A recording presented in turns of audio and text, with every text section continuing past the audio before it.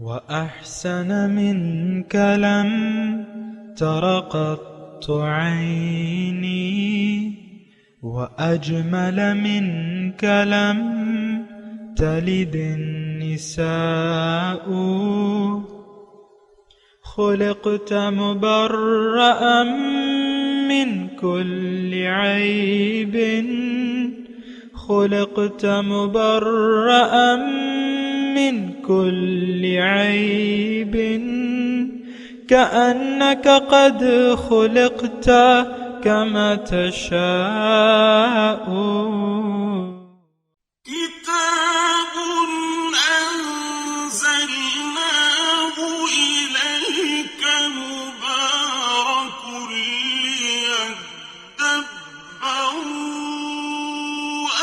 آياته وليتذكر أولو الألباب. یہ کتاب برکت والی ہے جسے ہم نے آپ کی طرف نازل فرمایا ہے تاکہ دانش مند لوگ اس کی آیتوں میں غور و فکر کریں اور نصیحت حاصل کریں. اللہم صلی علی سیدنا محمد وعلی آل سیدنا محمد بعدد کل ذرۃ مئۃ الف الف مرۃ. سامعین و ناظرین کرام، السلام علیکم ورحمۃ اللہ وبرکاتہ. سامعین کرام، سورہ دخان آیت نمبر 1 سے آج کا سبق شروع ہو رہا ہے. آج کا موضوع، کیا ہم قرآن کی اہمیت سے آگاہ ہیں؟ اس کے ساتھ سامعین کرام آج کے سبق کا آغاز کرتے ہیں. سب سے پہلے گزشتہ سبق کا اعادہ ہوگا. فَذَرْهُمْ يَخُوضُوا وَيَلْعَبُوا حَتَّى يُلَاقُوا يَوْمَهُمُ الَّذِي يُوعَدُونَ. سو آپ انہیں چھوڑ دیجئے بیکار بحثوں میں پڑے رہیں اور لغو کھیل کھیلتے رہیں حتیٰ کہ اپنے اس دن کو پا لیں گے جس کا ان سے وعدہ کیا جا رہا ہے. وَهُوَ الَّذِي فِي السَّمَاءِ إِلَٰهٌ وَفِي الْأَرْضِ إِلَٰهٌ وَهُوَ الْحَكِيمُ الْعَلِيمُ. اور وہی ذات آسمان میں معبود ہے اور زمین میں بھی معبود ہے اور وہ بڑی حکمت والا، بڑے علم والا ہے. وَتَبَارَكَ الَّذِي لَهُ مُلْكُ السَّمَاوَاتِ وَالْأَرْضِ وَمَا بَيْنَهُمَا وَعِندَهُ عِلْمُ السَّاعَةِ وَإِلَيْهِ تُرْجَعُونَ. اور وہ ذات بڑی بابرکت ہے جس کے لیے آسمانوں اور زمین کی بادشاہت ہے اور ان کی بھی جو کچھ ان کے درمیان ہے، اور وقت قیامت کا علم بھی اس کے پاس ہے اور تم اسی کی طرف لوٹائے جاؤ گے. وَلَا يَمْلِكُ الَّذِينَ يَدْعُونَ مِن دُونِهِ الشَّفَاعَةَ إِلَّا مَن شَهِدَ بِالْحَقِّ وَهُمْ يَعْلَمُونَ. اور جن کی یہ کافر لوگ اللہ کے سوا پرستش کرتے ہیں وہ تو شفاعت کا کوئی اختیار نہیں رکھتے، مگر ان کے برعکس شفاعت کا اختیار ان کو حاصل ہے جنہوں نے حق کی گواہی دی اور وہ اسے یقین کے ساتھ جانتے بھی تھے. وَلَئِن سَأَلْتَهُم مَّنْ خَلَقَهُمْ لَيَقُولُنَّ اللَّهُ فَأَنَّىٰ يُؤْفَكُونَ. اور اگر آپ ان سے دریافت فرمائیں کہ انہیں کس نے پیدا کیا ہے تو ضرور کہیں گے اللہ نے، پھر وہ کہاں بھٹکتے پھرتے ہیں. وَقِيلِهِ يَا رَبِّ إِنَّ هَٰؤُلَاءِ قَوْمٌ لَّا يُؤْمِنُونَ. اور اس حبیب مکرم صلی اللہ علیہ وآلہ وسلم کے یوں کہنے کی قسم کہ یا رب، بے شک یہ ایسے لوگ ہیں جو ایمان ہی نہیں لاتے. فاصفح عنهم وقل سلام فسوف يعلمون. سو میرے محبوب آپ ان سے چہرہ پھیر لیجئے اور یوں کہہ دیجئے بس ہمارا سلام، پھر وہ جلد ہی اپنا حشر معلوم کر لیں گے۔ سامعین کرام، سورہ دخان، آج سورہ دخان کا آغاز ہو رہا ہے۔ یہ صورت جو ہے حوامی میں 7 کی ایک صورت ہے، یعنی یہ وہ صورتوں کی لڑی ہے جن کا شان نزول تقریباً ایک ہی ہے، یعنی 5 نبوی۔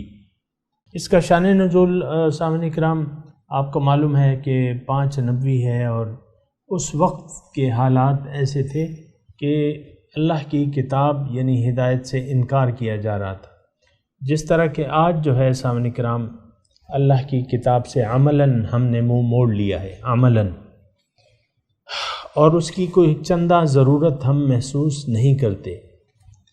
یعنی قرآن پاک کی، اور جو کہ ایک بنیادی کتاب ہدایت ہے، اس کی ہم کتاب ہدایت کے حساب سے ضرورت محسوس نہیں کرتے۔ ہاں، اپنے بچوں کو ناظرہ پڑھانے کی اور اس کا لفظی ترجمہ، بسا اوقات اس کو زبانی حفظ کر لینے کی اہمیت تو ہماری نظر میں ہے، لیکن اس کو عملاً اپنی زندگی میں نافذ کرنے اور اس نے جو ہمیں منزل بتائی ہے اس کو اپنی منزل حیات بنا لینے میں ہمیں ضرورت محسوس نہیں ہوتی۔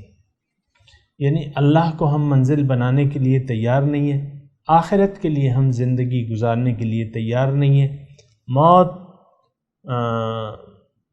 کے بعد دوسری زندگی کے بھی ہم قائل نہیں ہیں۔ عملاً ہم سمجھتے ہیں یہی زندگی ہے اور اسی کے لیے زندگی گزارو اور ختم ہو جاؤ، جان دے دو، بس بات ختم، اس کے بعد کچھ بھی نہیں ہے، نہ جنت ہے، نہ دوزخ ہے، نہ دوبارہ اٹھنا ہے۔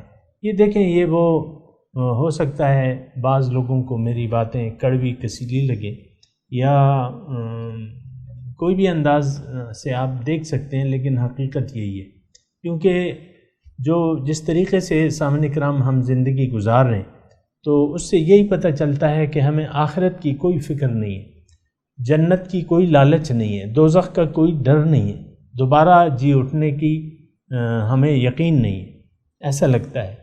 تو بہرحال یہ ساری جو شان نزول اس کا ہے، بین ہی وہی شان نزول آج بھی ہے۔ اس کتاب کی چندہ ہمیں کوئی اہمیت نہیں ہے، اور میں آپ سے یہ درخواست کروں گا کہ آپ اس آیات کو بجائے 1450 سال پہلے اس کی سمجھنے کی، آپ یہ سمجھیں کہ آج ان آیات کا نزول آج ہو رہا ہے، اس کی مجھے ضرورت ہے، اس کی آپ کو ضرورت ہے، اس کی اس معاشرے کو ضرورت ہے۔ آپ دیکھیں اس میں کتاب کو یعنی جو پہلی 3 آیات ہیں، تو اس میں کتاب کی آپ دیکھیں گے، ابھی میں ترجمہ کروں گا تو اس کتاب کی بنیادی وجہ نزول بیان ہو رہا ہے۔ بہرحال آغاز کرتے ہیں اللہ تعالیٰ کی توفیق سے۔ حامیم، اس کا معنی اللہ تعالیٰ بہتر جانتے ہیں، فالکتاب المبین، اور قسم ہے کتاب واضح کی۔ انا انزلناہ فی لیلۃ مبارکہ، اس کو ہم نے برکت والی رات میں نازل کیا ہے۔ انا کننا منذرین، مقصد کیا ہے؟ ہم نے ڈرانا تھا، ہم نے مخلوق کو ڈرانا ہے۔ یہ ہماری اللہ تعالیٰ نے کہا ہے کہ اس کا مقصد کیا ہے؟ یہ ڈر سنانا ہے، مخلوق کو ڈر سنانا ہے۔ بہرحال اس پہ تھوڑی سی بات کر لیتے ہیں، سمجھنے کی کوشش کرتے ہیں۔ والکتاب المبین میں یہ قسم جو کھائی جا رہی ہے یہ گواہ ہے، یعنی عام طور پہ جو قسمیں اللہ تعالیٰ قرآن میں جو قسمیں آئی ہیں نا، تو اس سے مراد شہادت ہوتی ہے، گواہی ہوتی ہے، یعنی یہ کتاب واضح جو ہے اس کی قسم، یعنی یہ گواہ ہے۔ تو اول تو یہ ہے کہ اس میں کتاب واضح ہے، یہ ہم تو اس کو نہ سمجھنے کی کوشش کرتے ہیں، نہ سمجھنے والی کتاب سمجھتے ہیں، حالانکہ یہ بالکل واضح ہے۔ اپنے مقصود میں، اپنے مدعا میں اور اپنے مقصود تک پہنچنے کے جو طریقہ کار ہے اس میں یہ کتاب بالکل واضح ہے، اس میں کوئی دو رائے نہیں ہے اس میں کوئی اختلاف نہیں ہے کہ منزل اللہ ہے، ترجیح آخرت ہے، یہ بالکل واضح ہے اس کتاب میں۔ اور یہ سامعین کرام اس لیے بھی ہے، یعنی اس کو اس طریقے سے بھی سمجھنے کی اور سوچنے کی ضرورت ہے کہ ہم لوگ تو اختلاف میں پڑ گئے ہیں۔ ہم نے جو منزل، جس منزل کا نشان ہمیں یہ قرآن بتاتا ہے، اس کے بارے میں ہم بڑے شک میں ہیں۔ ابھی یہ الفاظ آئیں گے، بل ہم فی شک یلعبون، آیت نمبر 9 میں، یہ اسی صورت کے آیت نمبر 9 میں ہے، بلکہ یہ شک میں ہے اور یہ کھیل رہے ہیں۔ آپ دیکھیں اس یعنی اللہ کی قرآن کی اس آیت کو دیکھیں اور پھر اپنے عمل کو دیکھیں۔ عملی طور پہ ہم شک میں مبتلا ہیں۔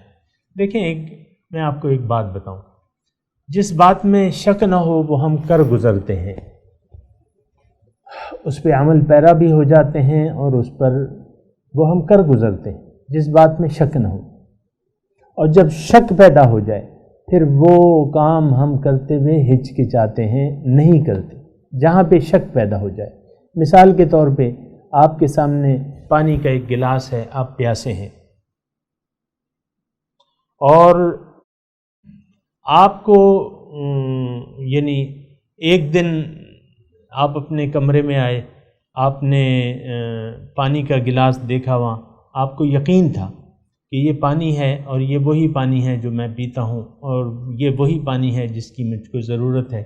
آپ مجھے بتائیں کہ کیا آپ وہ پانی پی لیں گے؟ جی ہاں، آپ کا جواب صحیح ہے کہ بالکل پی لیں گے۔ دوسرے دن میں آتا ہوں اپنے کمرے میں، میں پیاسا ہوں، پانی اسی طریقے سے دوسرا گلاس پڑا ہوا ہے، اس کو میں نے ایک گھونٹ پی لیا، اس میں سے یعنی میں نے آغاز کر لیا پینے کا، ایک گھونٹ پی لیا۔ اب کوئی مائی یعنی گھر میں کام کرنے والی کوئی مائی جو ہے یا خالہ، وہ آتی ہے دوڑ کے، صاحب جی یہ پانی نہ پینا، یہ خراب ہے، اس میں زہر کی ملاوٹ ہے۔ تو پھر آپ مجھے بتائیں کہ کیا آپ پانی پی لیں گے؟ وہ نہیں، آپ پھر وہ پانی نہیں پئیں گے کیونکہ آپ کا شک پیدا ہو گیا۔ آپ تو موت نہیں چاہتے آپ موت تو نہیں چاہتے، آپ نے اس خبر پر جو آپ کو دی گئی اس پر یقین کر لیا۔ جب یقین کر لیا تو اب وہ پانی جو ہے وہ آپ نہیں پئیں گے کیونکہ اب آپ کا شک پیدا ہو چکا ہے۔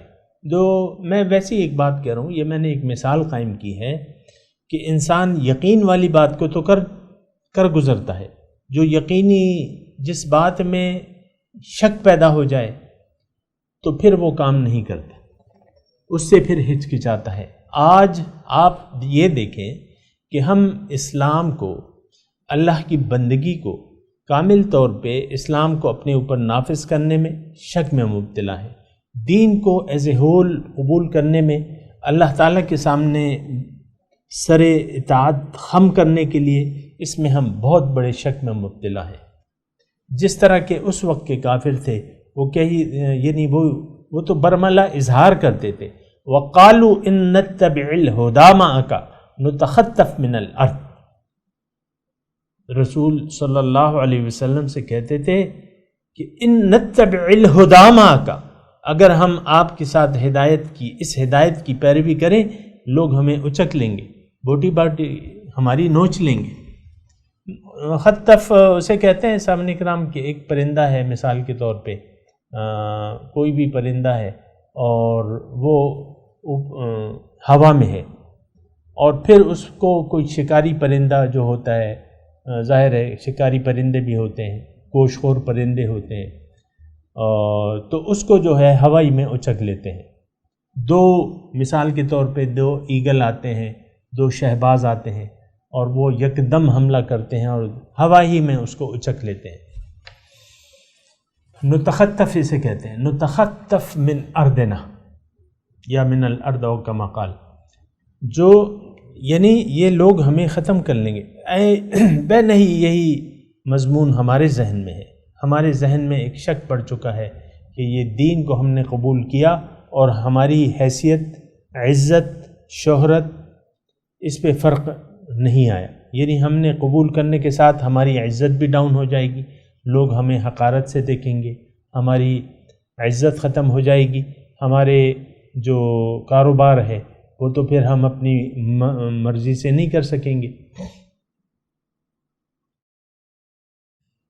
یہ الفاظ جو تھے حضرت شعیب علیہ السلام کو بھی کہے گئے تھے. قالوا یا شعیب اصلاتک تأمرک ان نترک ما یعبد آباؤنا وان نفعل فی اموالنا ما نشاء او کما قال. اس قسم کی آیت ہے، 19-20 ہو سکتا ہے، لیکن میں یہ کہہ رہا ہوں کہ قوم نے کہا کہ تمہاری نماز اس بات کا حکم دیتی ہے، اصلاتک تأمرک ان نترک ما یعبد آباؤنا او ان نفعل فی اموالنا ما نشاء. دو باتیں کہ ہم وہ جو رواج ہے جو ہمیں وراثت میں ملا ہے، جو ہمارے آباء و اجداد کرتے چلے آئیں، کیا ہم اسے چھوڑ دیں، اس طریقے کو چھوڑ دیں؟ اور آپ کیا اے شعیب یہ چاہتے ہیں کہ ہم کاروبار میں، معاملات میں اپنی مرضی سے معاملات طے کرنا چھوڑ دیں؟ ان نترک فی اموالنا ما نشاء، یعنی یہ تو ہمارا مال ہے. ان کا کہنا یہ تھا کہ بھئی ہم اپنی مرضی چھوڑ دیں. نہیں، اسی طرح ہم سامنے کرام یہ دیکھیں سارے معاملات، اس مال کو جو اللہ تعالیٰ کا ہے، اللہ نے ہمیں دیا ہے، اس میں اس کو ہم اپنی ملکیت تصور کرتے ہیں. عام طور پہ سامنے کرام اس کو اپنی ملکیت تصور کرتے ہیں اور اس میں پھر اللہ اور اس کے رسول کے حکم کے مطابق خرچ نہیں کرتے. اب دیکھیں زکوٰۃ کا حکم ہے، مثال کے طور پہ میں عرض کر رہا ہوں، بہت سے ایسے لوگ ہیں جو زکوٰۃ نہیں ادا کرتے، حساب کتاب نہیں رکھتے، نہ زکوٰۃ دیتے ہیں. بہت سے ایسے لوگ ہیں جو زکوٰۃ دیتے ہیں، یا بہت سے ایسی عورتیں ہیں، ہماری بہنیں ہیں، مائیں ہیں، کہ وہ زکوٰۃ کو ایک تاوان تصور کرتی ہیں. یعنی حکم یہ ہے کہ آپ نے مثال کے طور پہ کسی کے پاس سونا ہے تو اس سونے میں سے اس نے زکوٰۃ دینی ہے. اگر سونا 7.5 تولے ہے تو اور زیورات بھی 7.5 تولے کے ہیں، یا مثال کے طور پہ 10 تولے کے زیورات ہیں، تو آپ 10 تولے، آپ 7.5 تولے پہ تو صاحب نصاب ہو جاتی ہیں. لیکن اب وہ سیٹ بنے ہوئے ہیں، اس کا بندے ہیں اور یہ ہے اور وہ ہے نا. تو اب آپ دیکھیں اس سیٹ کو توڑنے کی یہ کوئی سوچ میرے اپنے حساب سے کوئی بہن یا ماں میری جو ہے اس سیٹ کو توڑنے کا سوچتی بھی نہیں ہے. وہ پھر اور ادھر ادھر ذرائع سے، اگر اول تو زکوٰۃ پھر نہیں دیتی، یا اس کے لیے ہیلے، کوئی نابالغ اولاد ہے تو اس کے نام کر دیتی ہے کہ بھئی یہ تو میری فلاں بچی کا ہے، بس بات ختم ہوگی. اب اس کی نیت میں تو فطور ہوتا ہے، یہ تو زکوٰۃ سے بچنے کے لیے اس کے نام کر دیتی ہے. نابالغ پہ تو زکوٰۃ نہیں ہوتی. آپ یعنی کر سکتی ہیں، مائیں بہنیں ایسا کر سکتی ہیں کہ آپ کے پاس 40 تولے زیور ہے مثال کے طور پہ، تو آپ اپنی بیٹی کے نام کر دیں جو 2 سال کی بچی ہے. اب وہ یعنی 10 سال، یعنی آپ کا خیال یہ ہے، یعنی دیکھیں میں ایسی ایک گمان قائم کر رہا ہوں کہ آپ کا خیال یہ تو ہے تو میرا، بچی کو تو پتہ ہی نہیں ہے، میں نے تو بس اپنے زکوٰۃ ہٹانے کے لیے اپنے اوپر یہ بچے کے نام کر دیا ہے. لیکن آپ کا ارادہ یہ ہوتا ہے کہ نہیں، یہ تو صرف زکوٰۃ سے بچنے کے لیے آپ بیٹی کے نام کر دیتی ہیں. دیکھا جائے گا، پھر بعد میں دیکھا جائے گا، ابھی میں نیت کر لیتی ہوں کہ یہ اس کا ہے، پھر آپ اس میں تصرف، بعد میں تصرف بھی کر لیتی ہیں. بہرحال میں اس کی بات نہیں کر رہا، میں یہ کہہ رہا ہوں کہ یہ ہم اس دین کے بارے میں بہت بڑے شک میں مبتلا ہیں. بل ہم فی شک یلعبون. آیت نمبر دیکھ لیں، ٹیکسٹ کو دیکھیں.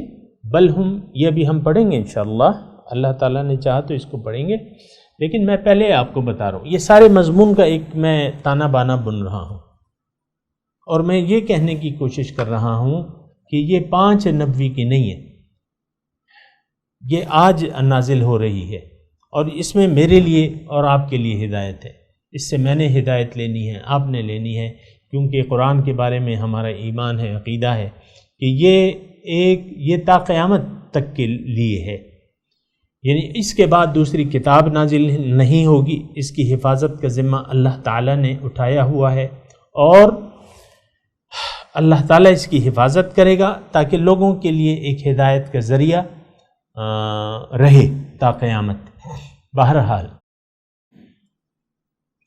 تو میں یہ کہہ رہا ہوں سامعین کرام کہ یہ آیت کا مطالعہ ہم اگر اس طریقے سے کریں تو زیادہ فائدہ ہوگا، بنسبت یہ کہ ان آیات کو ہم 590 تک محدود کر دیں کہ ایسا ہوا تھا اور ایسا ہوا تھا۔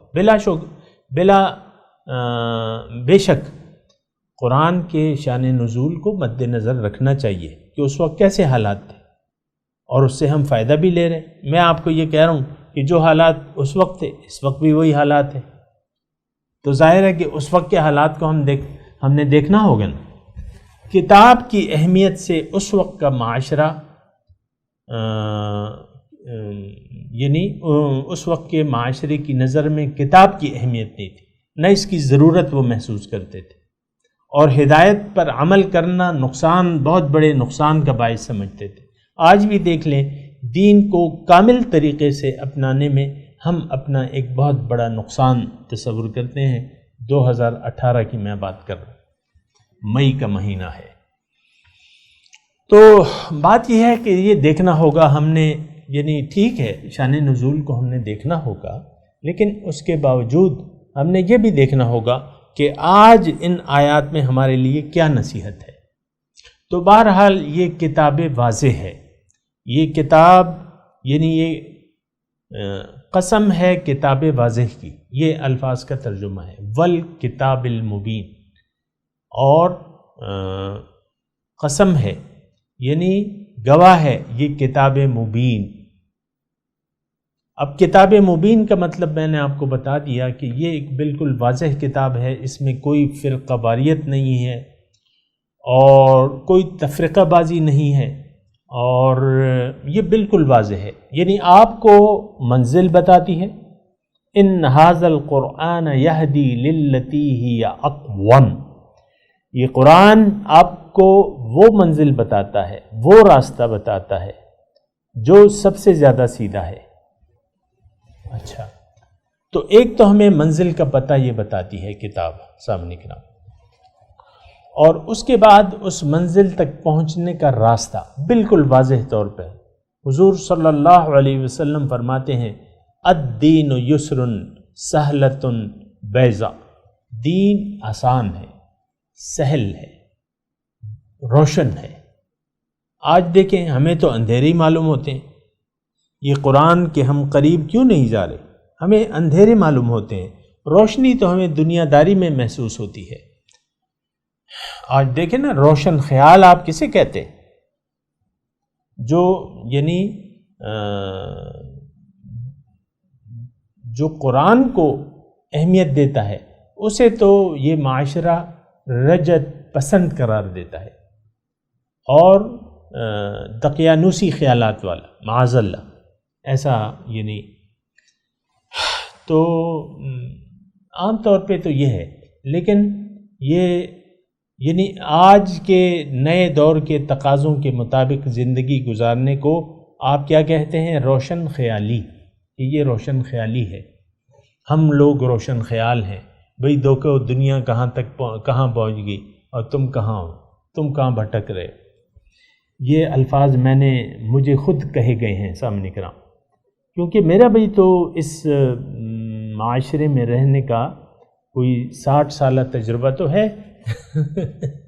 یہ معلوم ہے، یعنی دیکھیں ہو سکتا ہے یعنی میں عقل مند نہیں ہوں، میں یہ نہیں کہہ رہا، دعویٰ نہیں کر رہا، اور لیکن میں اتنا تو جانتا ہوں کہ لوگ کیا سوچ رہے ہیں، کس طریقے سے سوچ رہے ہیں، کیا کرنا چاہتے ہیں، اتنا تو مجھے معلوم ہے، اور اتنا تو میں آپ کو دلائل سے ثابت کر سکتا ہوں کہ ہمارے آج جو ہمارا معاشرہ ہے اس کی منزل دنیا ہے، دنیا داری ہے، اس کی منزل جنت نہیں ہے، اس کی منزل اللہ نہیں ہے، یہ دوزخ سے بچنا بھی نہیں چاہتے، دوزخ کے شعلوں پہ اس کو یقین بھی نہیں ہے۔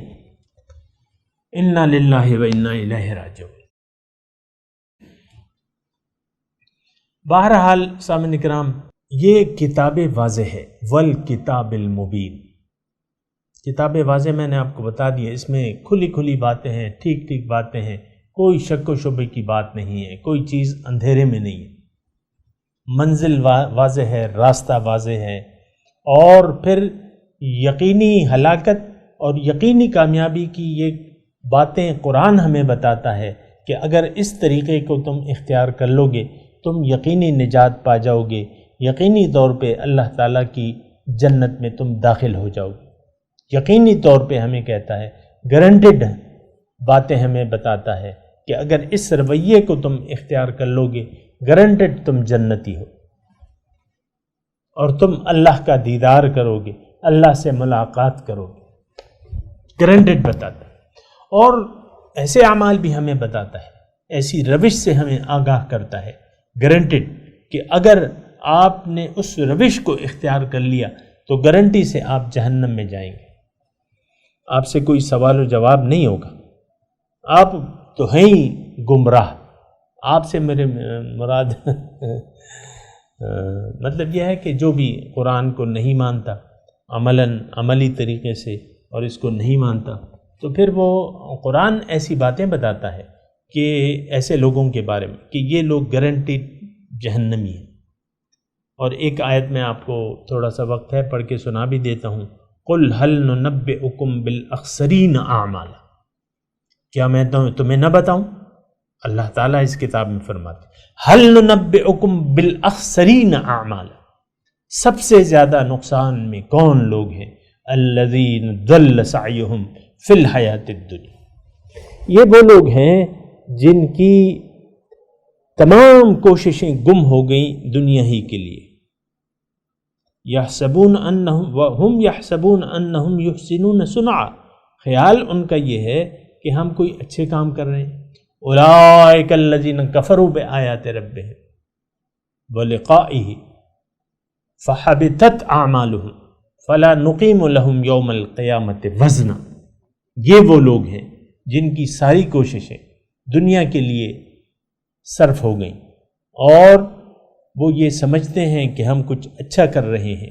یہ وہ لوگ ہیں جنہوں نے انکار کیا رب کے آیات سے اور اس کی ملاقات سے، تو ان کے اعمال نیک میں نے ضبط کر لی۔ کیا؟ ضبط۔ اب ان کا کوئی وزن نہیں ہوگا، قیامت کے دن ان کا کوئی وزن نہیں ہوگا۔ بہرحال سامعین کرام، یہ ساری باتیں ہیں اور ذرا سوچنا ہوگا، سمجھنا ہوگا۔ میں آپ سے گزارش کرتا ہوں کہ قرآن کو جب بھی آپ پڑھیں اپنے لیے اس میں سبق تلاش کریں کہ اس میں میرے لیے کیا سبق ہے، بجائے اس کے کہ آپ ایک تاریخی واقعات کے طور پہ ان آیات کا مطالعہ کریں یا اس کی تفاصیل میں جائیں کہ اس کی تفصیل کیا ہے۔ ٹھیک ہے،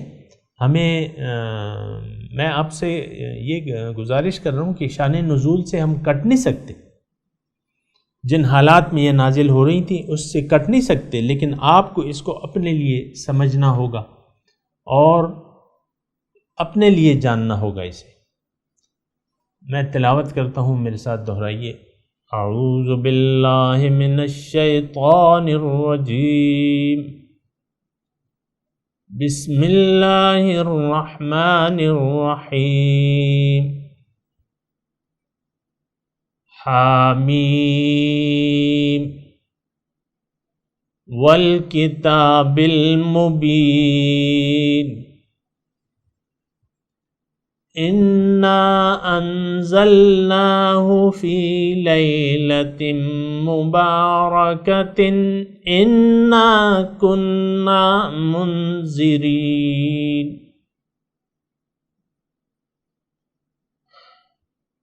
ترجمہ سنا دیں۔ بل کتاب المبین، قسم ہے کتاب واضح کی، انا انزلناہ فی لیلۃ مبارکہ، ہم نے نازل کیا ہے اس کو بابرکت رات میں، انا کننا منذرین، ہم نے ڈر سنانا تھا۔ اب ان آیات کی تلاوت اور ترجمہ سنتے ہیں۔ بسم اللہ الرحمن الرحیم۔ In the name of God, the gracious, the merciful. Hamim Ha-mim. والکتاب المبین۔ By the enlightening scripture.